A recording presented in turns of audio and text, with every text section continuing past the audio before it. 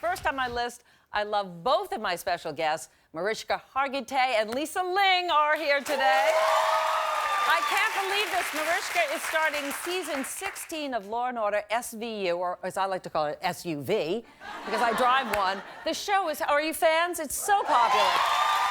She plays Sergeant Olivia Benson, and Taylor Swift is apparently such a huge fan of the show that she named her cat Olivia Benson after Mariska's character, which I think is so cute. Yeah, I don't know if it's a trend, but a lot of celebrities name their pets after someone famous. Ben Affleck, I don't know if you know this, he named his golden lab Martha Stewart. That's lovely.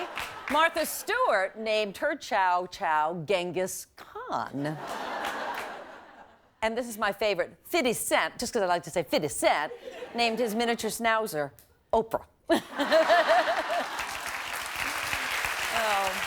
You know, Taylor Swift actually has another cat that she named Meredith after Meredith Grey. Meredith Grey? I know. It should be me.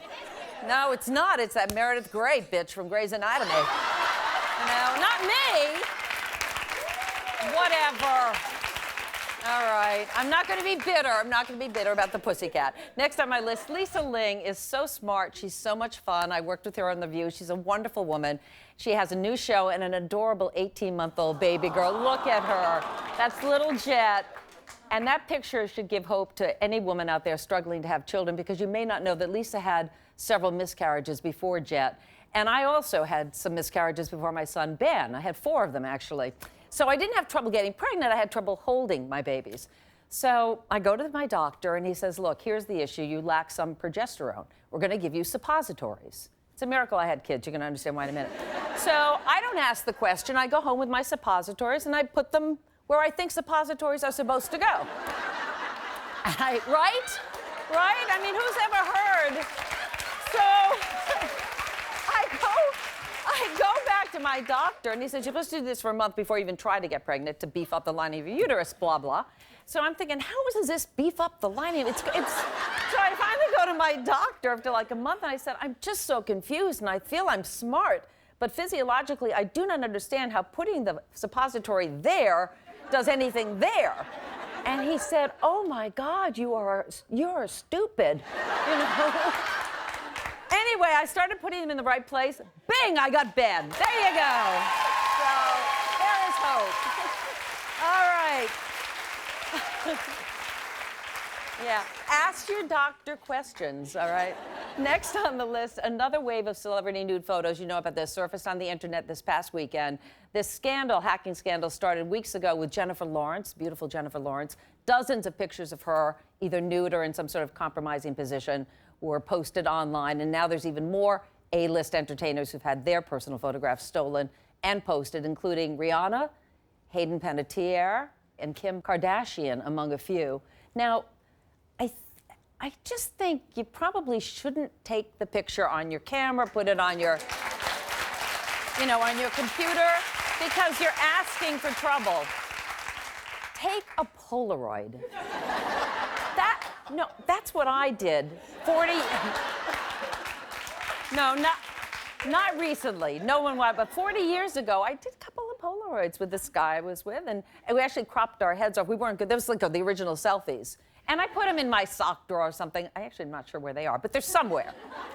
And if they reveal themselves, you wouldn't see my face, and I looked much better then. So it wouldn't be the worst. But I do think, all kidding aside, it's kind of creepy, the way technology can be abused like this. And it's very harmful, whether you're a celebrity or anybody. It doesn't matter. That's your private life. So we have tech expert Jennifer Jolly is with us. She's actually going to be with us a little later to show us some kind of wild products. But I wanted her to join the list to weigh in on this photo hacking scandal. So Jen, what tips can you give to someone who wants their cell phone photos to remain private? Now, we know they've already taken them, so they're there. Well, before you ever take that sort of racy boudoir photo, be sure to turn off your shared photo stream and any sort of automatic cloud backups. If you have to save them for later, don't save them on cloud backup. Hard drive, flash drive, put them in a safe, tuck them behind lock and key. Delete them off your phone. Make sure to delete them out of any text or email chains if you put them in there. And then, thirdly, Create really super strong passwords. Use a combination of upper and lowercase, some special characters, something no one could ever guess. And same goes with your security questions. Don't put things like your mother's maiden name or your pet's name or anything that anyone could guess. Get creative. I know I've just said a whole lot, and we will have every tip step by step on how to turn all this stuff off and delete your photos on your website. Thank you.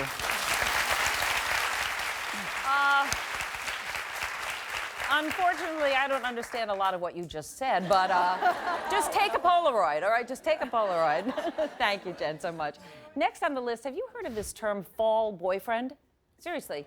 These two women recently posted a personal ad on Craigslist seeking the following. This is what they wrote. Needed, 2 males interested in something steady, serious-ish as the weather fades from hot, humid, and carefree to crisp Patagonia vest season. Now, this was actually a parody, but when you think about it, you have your spring fling, right? You have your summer love, so fall boy. Why not, all right? I'm confused. I needed 2 single women to help me out here, so I have them right in the audience. Let me ask you, Sophie, I'll start with you. What is so appealing about a fall boyfriend? Well, I think the weather's getting a little colder. Yes. You want someone to kind of snuggle up with, but also there's those holiday parties coming up really soon. You don't want to go alone, really. You want to bring someone that you really like and you can introduce to people. So I think it's kind of that upcoming holiday work party, family fun season. So what's the time frame? Before the leaves are all off the trees? I mean, I don't understand how you pick it. Well, it'd be nice before Thanksgiving, but then you kind of roll into the winter boyfriend after that. So we'll see. Oh, okay. So Aisha, once Christmas is over, do you move on to a winter boy? Let's say you're not done with fall. Yeah. I think it really depends on what did you get for Christmas? Like, how did that work out? Oh my gosh! Wow! Wow, Aisha, you're tough.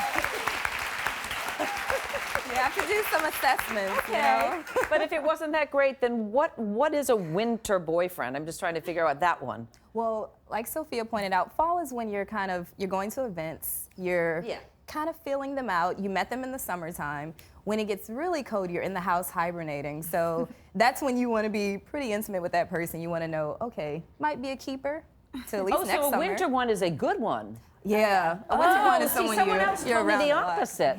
They said it was just to snuggle, but not to bring out and show people. Well, hopefully it's a good one. Okay, so all I know is I've been married for 28 years. Richard, you are a man for all seasons, baby.